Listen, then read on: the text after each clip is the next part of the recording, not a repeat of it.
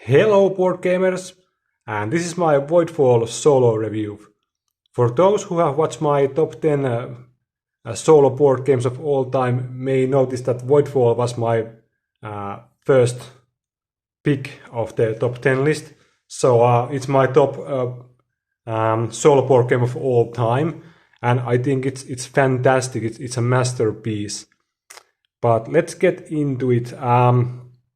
First of all, it's a heavy game, really heavy. You have multiple rule books, and they have lots of icons and stuff, and you need to spend a lot of time to first of all understand the rules and all the icons and stuff. So as you can see, there are a lot of stuff.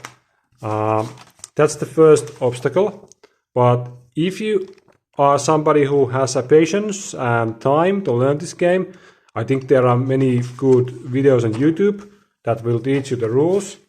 You will have a blast with the game if you just use the time to learn the game and the rules. One other thing that is often mentioned is setup time. This game takes some time to set up. You need to build a crisis board. You need to set up the map with these tiles. There is more tiles in the box. Each scenario is shown on the scenario book, and you need to build the map that it shows. It takes some time. You need to randomize fallen faction and starting technologies and stuff like that. So definitely it takes time. If you are playing this for the first time, I think you're gonna need at least an hour to set up this game, maybe even 2 hours.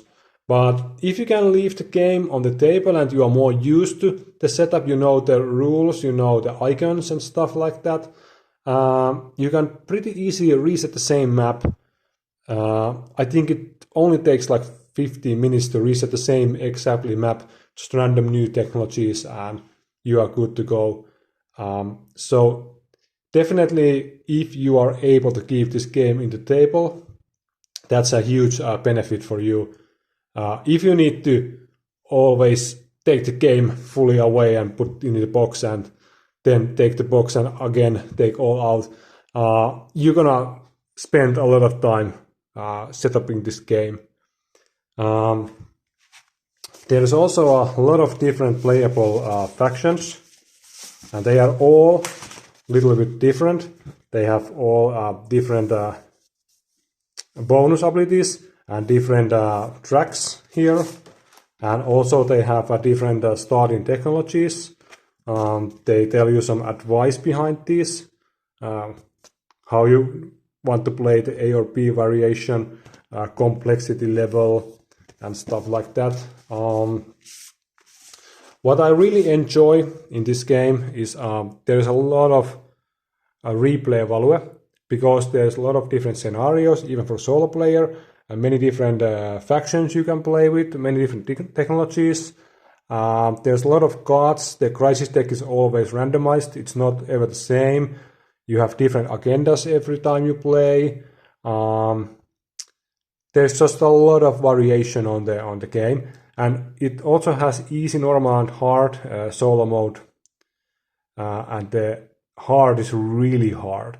Normal is at first something you just won't beat at all, but after a few plays, the normal starts to feel like, yeah, I can beat this. But the hard is really hard. You really have to think how you play and play smart. And I also like all these components. They have these little dials that show you how much food or power or science or money you have, what's your income and stuff like that. You have these same in smaller version where you can calculate your current score. And even that this is kind of like beat some score type of game, there is not a real opponent. It is not exactly that simple. If you play it on hard, first of all, you will shuffle hardest war cards on the Crisis deck, and the solo opponent will start with 100 points, and there is a lot of stuff that actually change the score you need at the end of game. So this board shows you, it was actually 100 points for normal and 140 for hard. So that is the starting score of the opponent. But then as you play, all the rifts you didn't close are 30 points. All the catastrophes are 20 points, etc. So there is a lot of things that change the score you need to hit in order to win the game. And you basically can ignore all of this and just aim to go high score doing your stuff and ignoring all of these. That might work, but when you are playing on the hard difficulty, you really need to do something to lower the score of the opponent, or you have to get something like 400 points to win. So the game offers an insane challenge, and there is also an expansion coming, which I believe David Turczi said on the Board Game Geek that it will have, was it very hard and insane or impossible difficulties that will change the game, like can you even survive to the end of the game? So that sounds really, really, really interesting. So I'm really looking forward to the expansion. So if you are somebody who enjoys heavy board games and have patience to learn the game, this game is an insane experience for you. So definitely I recommend to try this out if you enjoy heavy board games. And it has so much replay value.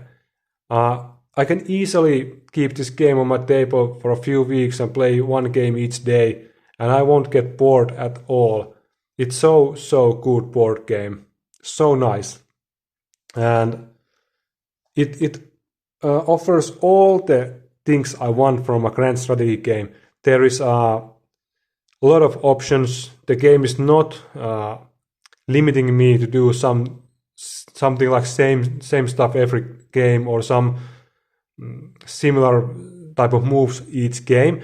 I can freely either go like a heavy war machine, like building a lot of ships, upgrading torpedoes and attacking everywhere, or then I can just focus on my industry and population and just remove some corruption and try to gain a lot of points with agendas that allow me to score a lot from just developing my own faction.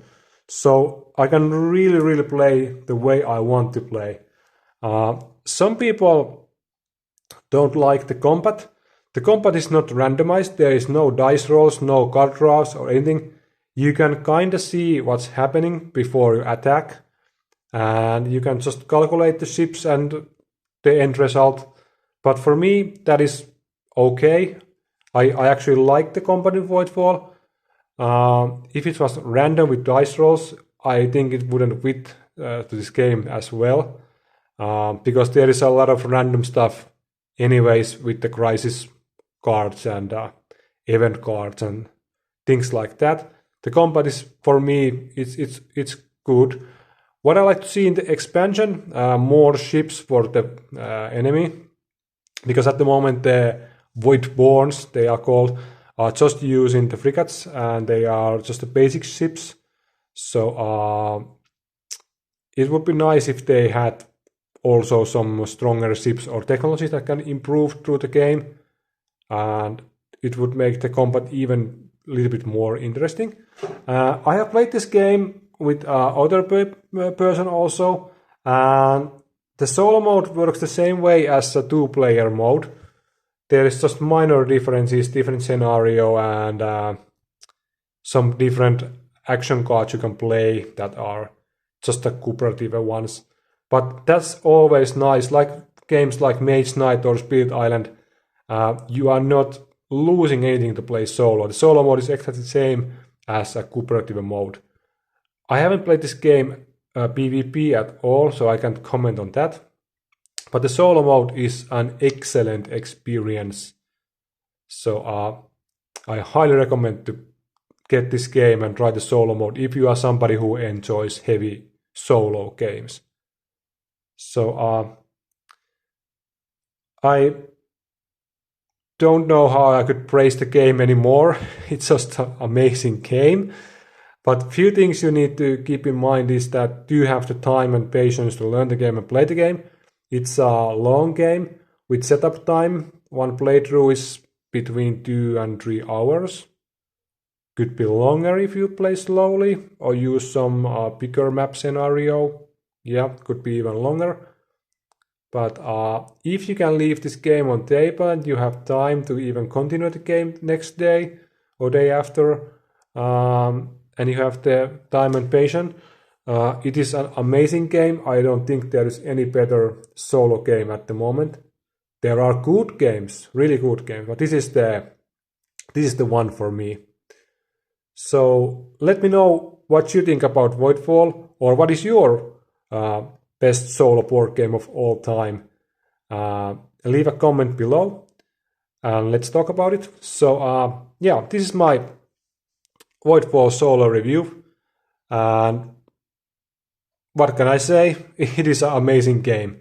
So thanks for watching and see you next time. Bye.